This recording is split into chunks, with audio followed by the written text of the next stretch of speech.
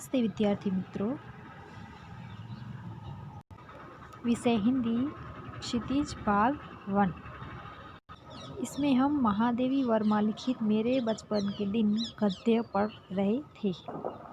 महादेवी वर्मा लिखित मेरे बचपन के दिन गद्य में कई पीढ़ियों तक कोई लड़की थी ही नहीं, और जो लड़की उत्पन्न होती थी, पैदा होती थी, उसको परम धाम भेज देते थे।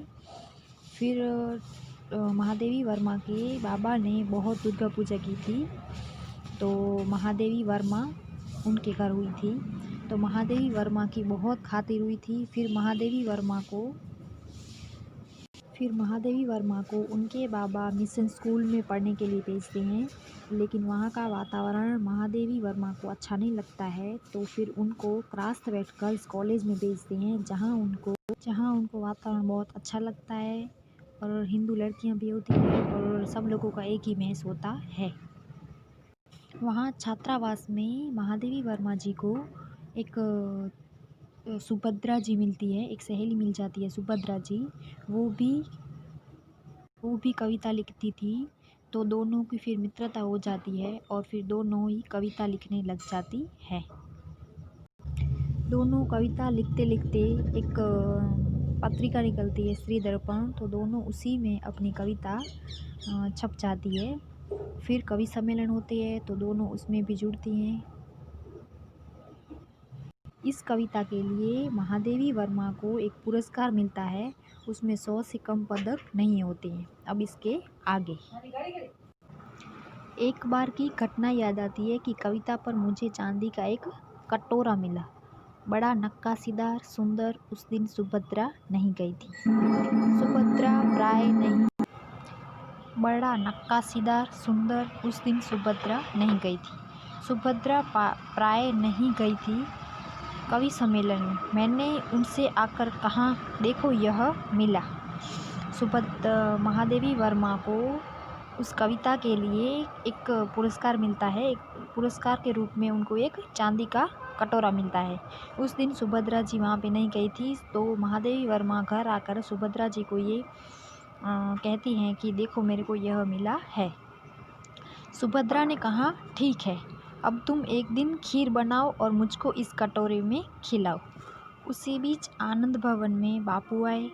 हम लोग तब अपने जेब खर्च में से हमेशा एक दो आने देश के लिए बचाते थे, और जब बापू आते थे तो वह पैसा उन्हें दे देते थे। उस दिन जब बापू के पास में गई तो अपना कटोरा भी ले गई थी। मैंने निकाल कर बापू को दिया। मैंने कहा, कविता सुनाने पर मुझको यह कटोरा मिला है। कहने लगे, अच्छा दिखा तो मुझको। मैंने कटोरा उनकी ओर बढ़ा दिया तो उसे हाथ में लेकर बोली, तू देती है इसी। अब मैं क्या कहती। मैंने दे दिया और लौट आई। दुख यह हुआ कि कटोरा लेकर कहते कविता क्या है, पर कविता सुनाने को उन्होंने नहीं कहा। लौटकर अब मैंने सुभद्रा जी से कहा कि कटोरा तो चला गया। सुभद्रा जी ने कहा, और जाओ दिखाने। फिर बोली, देखो भाई, खीर तो तुमको बनानी होगी। अब तुम चाहे पित्तल के कटोरे में खिलाओ, चाहे फूल के कटोरे में। फिर भी मुझे मन ही मन प्रसन्नता हो रही थी कि पुरस्कार में मिला अपना कटोरा मैंने बापू को दे दिया। सुभद्रा जी छात्रावास छोड़कर चली गई। तब उनकी जगह एक मराठी लड़की जेबून हमारे कमरे में आकर रही। वह कोल्हापुर से आई थी। जेबून मेरा बहुत सा काम कर देती थी। वह मेरी डेस्क साफ कर देती थी, किताब ठीक से रख देती थी, और इस तरह से मुझे कविता के लिए कुछ और अवकाश मिल जाता था। जेबून मराठी शब्दों से मिलीजुली हिंदी बोलती थी। मैं भी उससे कुछ मराठी सीखने लगी। वहाँ एक उस्तानी जी थी, जिन्नत बेगम।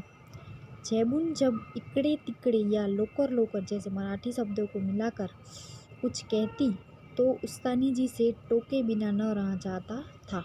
वाह देसी कौआ, मराठी बोली। जेबून कहती थी, नहीं उस्तानी जी, यह मराठी कौआ मराठी बोलता है। जेबून मराठी महिलाओं की तरह किनारीदार साड़ी और वैसा ही ब्लाउज पहनती थी। कहती थी, हम मराठी हूँ तो मराठी बोलेंगी। समय यह देखा मैंने कि सांप्रदायिकता नहीं थी। जो अवध की लड़कियां थी वे आपस में अवधी बोलती थी, बुंदेलखंड की थी वे बुंदेली में बोलती थी। कोई अंतर नहीं था। हम पढ़ते थे हिंदी, उर्दू भी हमको पढ़ाई जाती थी, परंतु आपस में हम अपनी भाषा में ही बोलते थे। यह बहुत बड़ी बात थी। हम एक मेस में खाते थे, एक प्रार्थना खड़े होते थे, कोई विवाद यहाँ पे था नहीं। इसके आगे का हम अगले पीरियड में पढ़ेंगे। Thank you.